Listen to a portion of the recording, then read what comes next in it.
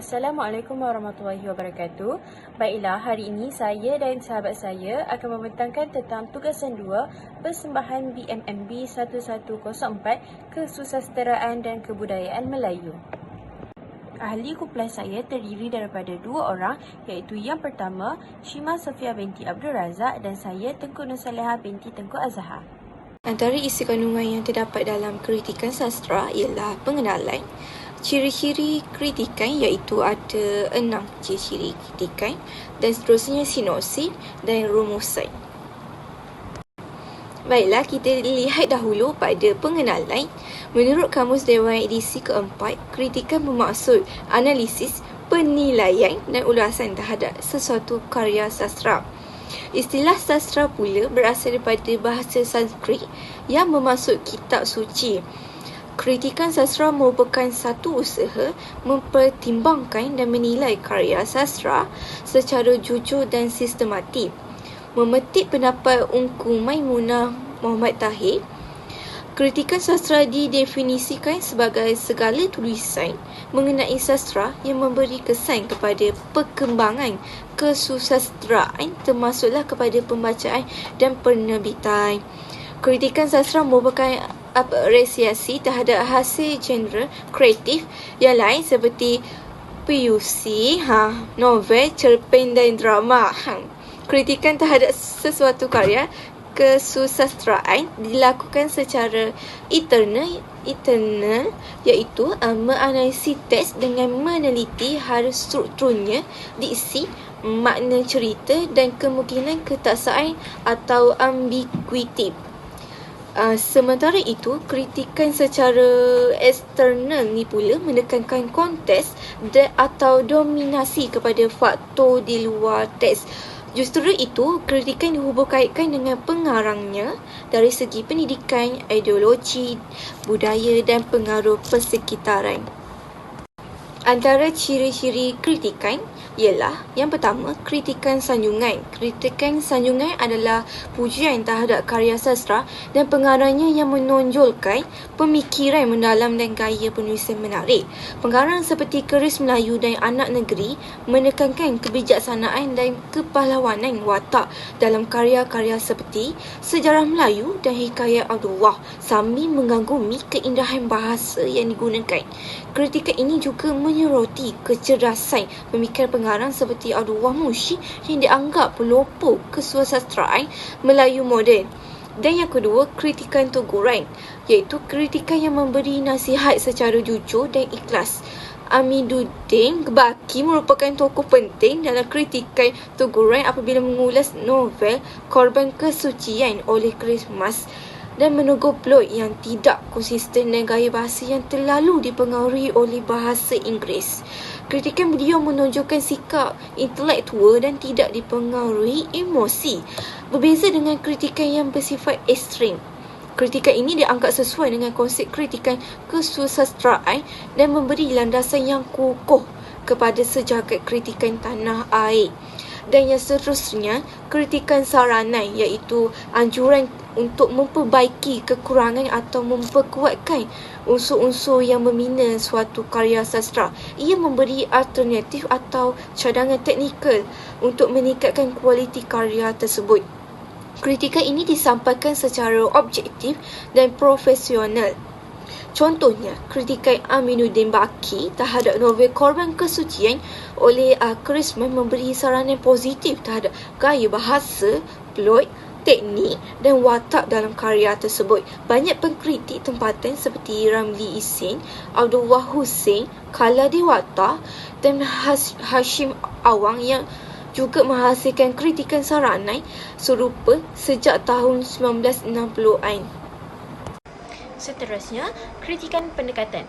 Terdapat beberapa pendekatan kritikan kesusasteraan untuk menilai sesuatu karya, iaitu menilai sesuatu karya buku ataupun novel dan sebagainya. Antara pendekatan yang umum adalah pendekatan intrinsik, pendekatan ekstrinsik, pendekatan moral, pendekatan psikologi, sosiologi dan arkitek. Semua pendekatan ini dia melibatkan analisis unsur dalaman karya, iaitu penggunaan ilmu bantu, nilai moral dan agama. aspek psikologi, aspek konteks masyarakat dan kepercayaan umum. Benda-benda yang berkaitan dengan agama ini menyebabkan pendekatan ini membolehkan karya sastera ni dianalisis secara menyeluruh. Jadi dia disarankan untuk merujuk, iaitu kritikan pendekatan ni dia disarankan untuk merujuk sumber-sumber kritikan yang berbeza supaya pemahaman yang kita dapat lebih mendalam. Yang seterusnya adalah kritikan penganalisian. Kritikan penganalisian ni dia libatkan penyelidikan terhadap suatu karya untuk kita faham dengan lebih mendalam sesuatu karya. Maksudnya kita perlu selidik untuk kita faham. Kita selidik untuk kita faham karya itu dengan lebih mendalam. Okey. Kita mahu faham daripada pelbagai aspek, iaitu bahasa, plot, watak, motif, nilai dan ideologi. Pengkritik ni iaitu kita perlu guna pendekatan ilmiah dan teori tertentu untuk menganalisis karya. Kita tak boleh hanya mengkritik tanpa unsur. Kita perlu ada macam sumber lah. Contoh kita kena ada pendekatan ilmiah. Maksudnya kita kena kaji dahulu.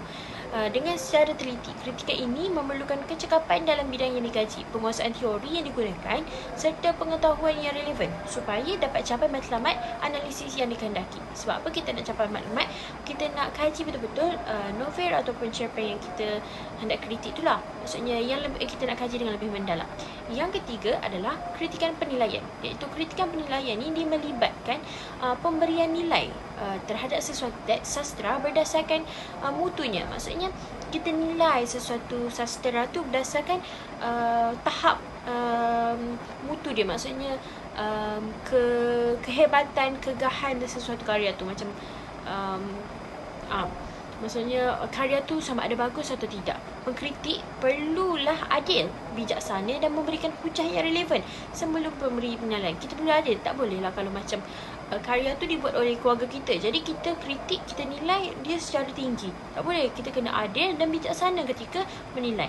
Mereka perlu memahami banyak aspek tentang pengarang, subjek, konteks karya tersebut. Dan kritikan harus jujur dan dalam menilai kekuatan dan kelemahan karya tersebut. Kalau ada kelemahan dalam karya tersebut, dia kena jujur dan nyatakan. Kalau ada kelebihan pun, dia kena jujur dan nyatakan dengan sebetulnya. Serta memberikan saranan jika perlu. Contoh pengkritik yang terkenal dalam Malaysia adalah Muhammad Yusof Hassan, Yahya Ismail, Hashim Awam, Ramli Isin dan Sanu Ahmad. Yang mereka semua ni menjalankan tugas mereka dengan sangat hemah. Iaitu ada juga pengkritik seperti Manasikana, Kasim Ahmad dan Muhammad Effendi Hassan yang lebih berani dan lantang dalam pandangan mereka, tetapi tetap berpegang kepada prinsip ilmiah. Baiklah, karya yang akan kami kritik dan analisis adalah karya sastera remaja, iaitu novel Pantai Kasih yang ditulis oleh karya Azman Nordin. Daripada Dr. Raiha, iaitu seorang wanita yang bercita-cita tinggi untuk menjadi seorang pakar bedah. Tapi perjalanan hidupnya sangat sukar kerana dia sebagai contoh, dia mengalami penceraian yang sangat menyakitkan dan meninggalkan luka yang sangat mendalam. Selain daripada itu, dia juga kehilangan anak dia, satu-satunya anak dia yang bernama Rohayu dalam satu kemalangan kebakaran kereta. Namun, kehidupan Raiha ni dia berubah semenjak dia menerima tawaran untuk bekerja di pusat rawatan Pantai Kasih di bawah bimbingan Dr. Uwang. Dr. Uwang ni merupakan seorang pakar bedah yang sangat berpengalaman dan dihormati. Tapi walaupun dia teruja untuk bekerja dan mendapat peluang pekerjaan itu, tapi Raiha terpaksa menghadapi rintangan masa dia bertugas. Sebab apa? Sebab dia melihat berlaku ketidakadilan di pusat rawatan tersebut, iaitu apabila dia buat tinjauan, iaitu apabila dia bekerja di situ, dia melihat pesakit-pesakit yang berkemampuan tinggi, iaitu yang kaya, tidak mengalami masalah yang serius ketika dalam proses perubatan. Namun ia berbeza dengan pesakit-pesakit yang kurang kemampuan, iaitu mereka sukar untuk sembuh dengan masa yang pendek.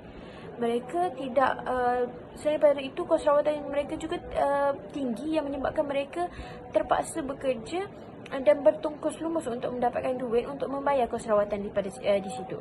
Selain itu, Dr. Raiha juga dihantui oleh bekas bayangan suami dia yang mengerikan. kerana ia meninggalkan kesan luka yang sangat mendalam dalam dirinya.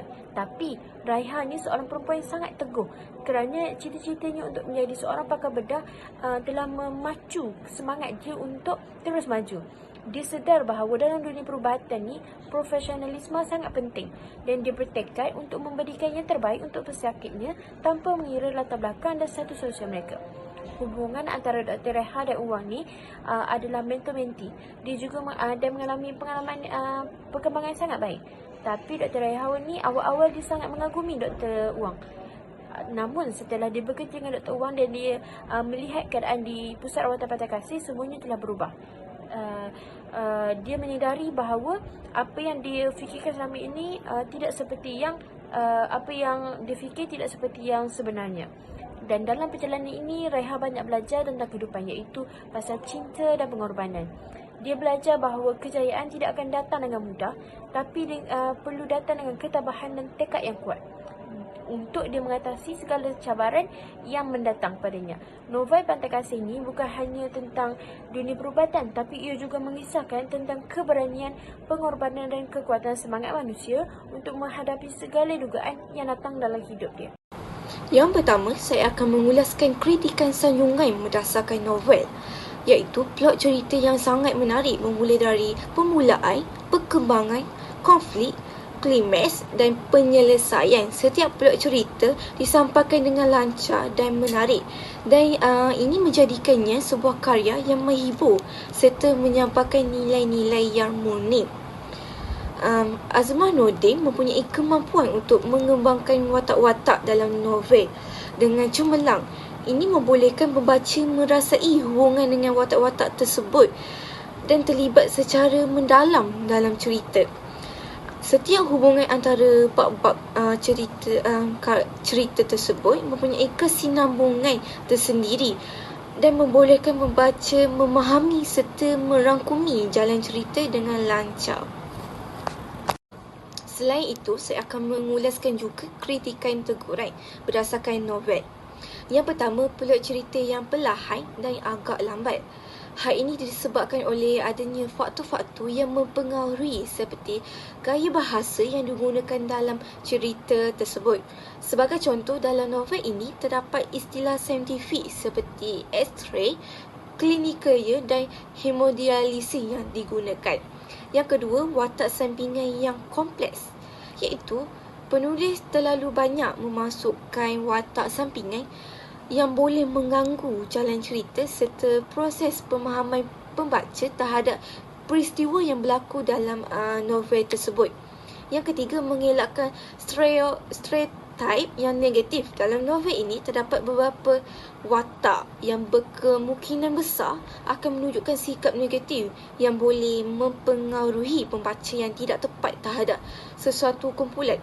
Sebagai contoh, Felicia Landos sering kali menggunakan ubat batuk untuk melupakan masalah keluarga dan tekanan yang dihadapinya sehinggalah menyebabkan dia ketagihan ubat tersebut. Di samping itu, terdapat juga kritikan saranan berdasarkan novel. Penulis perlulah mengekalkan fokus terhadap tema utama.